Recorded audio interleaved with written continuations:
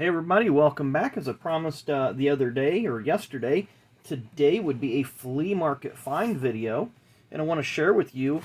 Got it at the Scrounge Around in Anderson. My wife and I went over there about a week and a half, 2 weeks ago. It's a nice little antique mall. Have several booths. It's a very nice place. A nice lady named Holly runs it. So if you're in town, go in there, say hi to her, tell her we sent you.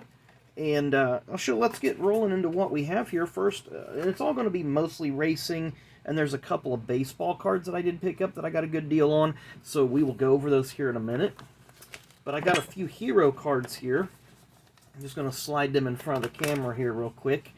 They are sleeved, so I'm just kind of folding the top of the sleeve over so it's not taking up the whole screen. So we have an early Jeff Burton in the Busch Series, driving for TIC Financial Racing. Of course, that is Filbert Martacci's team. They eventually moved up to Cup with Kenny Wallace. Bobby Hamilton also drove for that team. Here's a nice Robert Presley, back when he drove for Dennis Welch. And Brad Daugherty was an early owner of this team. See if it says that over here. Not seeing it right offhand, but I do know that, of course, this part folds out and you can see the rest of the back of it, but I just haven't taken it out of the sleeve yet. And then this nice, from 1991, Jeff Bodine and Junior Johnson hero card. More like a postcard, has a stamp on it, but interesting nonetheless. So here's some of the die-cast that we picked up. Got a nice winner circle Tony Stewart. Not sure what year this is from. I really don't look at years a lot of times. I'm just more interested in the cars themselves. So you see I paid a couple bucks for that one. So front and back, not too bad. Then they had some of the AC Racing Series from 1993. This is Kenny Wallace. I did notice that the package does have a little bit of a tear at the bottom, but it's still packaged up very nicely. And also got Kenny's teammate in 93, Kyle Petty.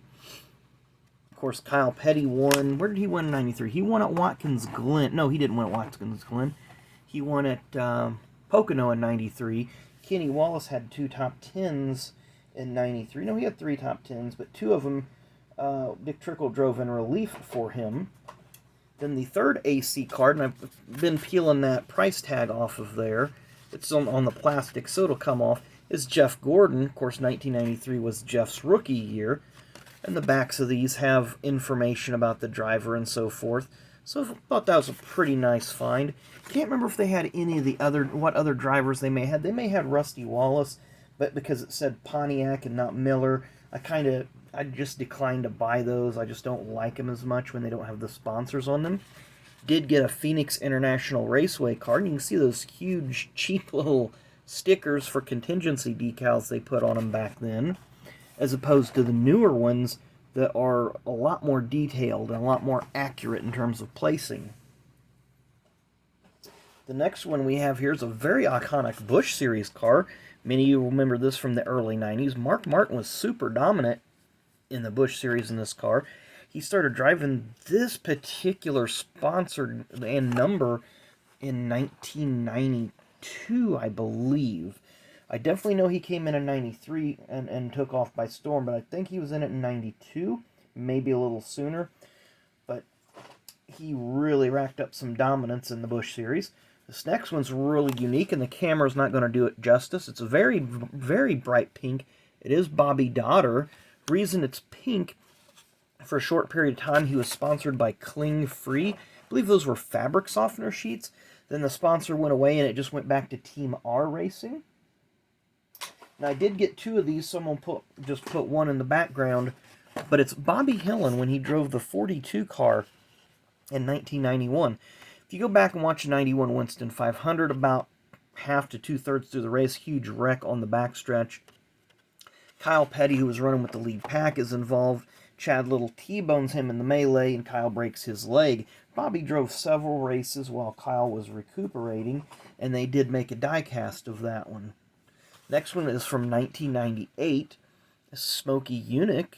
And in 1998, you see the 50th anniversary there for the Nascar But in 1998, there was a lot of marketing done to celebrate the 50th anniversary of NASCAR. Racing Champions jumped in, did a Legend Series. You see, this is number 32. I really didn't get in on it at the time. I probably should have and tried to complete the set. I just didn't. Next one's kind of a unique car, and I really like it. Racing Champions also created a time trial series. So basically what this car looks like is what a car would have looked like in preseason testing. There you see it's Matt Kenseth, numbered 17A. Has all sorts of just generic-looking bodywork on it, which I can appreciate. There you see just a DeWalt logo on the hood, and then the numbers on the top and on the sides. So if you ever watched preseason testing at Daytona or watched highlights or whatever, seen pictures, that's what most of the cars look like. Why take a car with all because back then they didn't wrap the cars, they actually painted them. So why go through all the labor of painting the cars when it's just testing? You're just going down there for numbers. Next up, I thought was a really unique one, a Ron Hornaday Jr. Smith & Wesson car. And I'm trying to remember when he ran this car. It says 1996, so that has to either be a Busch race or an ARCA race. Since I don't see a NASCAR decal on there, and there's nothing on the back that would indicate what it was, I do believe this may have been an ARCA race for Ron to get some speedway experience prior to his move up in the Busch Series. And the last die-cast car that I got at the flea market, or the antique mall, I'm sorry, it's not a flea market, it's an antique mall. It's a 91 Racing Champions, but it's of a 1988 Sterling Marlin car. And this was the only year Sterling ran that paint job, because in 87, it was an all-blue Piedmont car with white numerals and a little bit of red flare, a little trim on it that was red. You can see the top of it, and a unique co-sponsor or associate sponsor. Can't really get it in the frame there, but there you see Underalls was one of the associate sponsors of Sterling's car back then.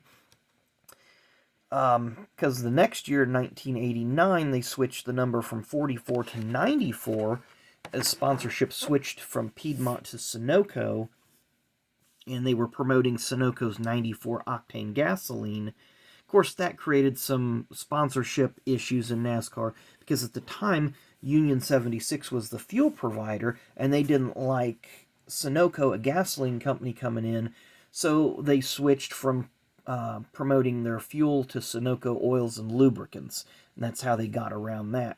Kind of like in, I think it was 2007, or somewhere thereabouts, where Robbie Gordon showed up in Atlanta with a Motorola-sponsored car. Series sponsor Sprint objected to it, saying it was a direct competitor, so then they just put a little bit more lettering on the car, and it said Motorola Pagers and Devices. So there's always been some sort of sponsor quibbles in NASCAR. Next up, I got a 3-card set. Danny, you might have a little interest in this for sure, because I've never seen this. You've probably never seen this. Maybe you have, I don't know. But it's a 3-card set of Jeff Gordon with Ray Evernham for the Busch Series team they ran in 1999, Gordon Evernham Motorsports. So there's the first card. I'll just lay it right there, kind of off to the side. There's the second card, very nice. It's officially licensed by NASCAR. Not sure what company put these out. It really doesn't say on it, but I seen these, had to have them. Thought maybe I knew you would definitely be interested in these if you know you didn't have them, but I just thought it was a neat pickup. So a little set of 3 Gordon Evernham cards there, and the 2 baseball cards I got. The first one is Topps from I'm looking at the back of it, 2017. William Shatner, first pitch insert set with the Red Sox there. That tells the first pitch, August 12th, 2016, Fenway Park. There's a little bit of the back of the information on the card.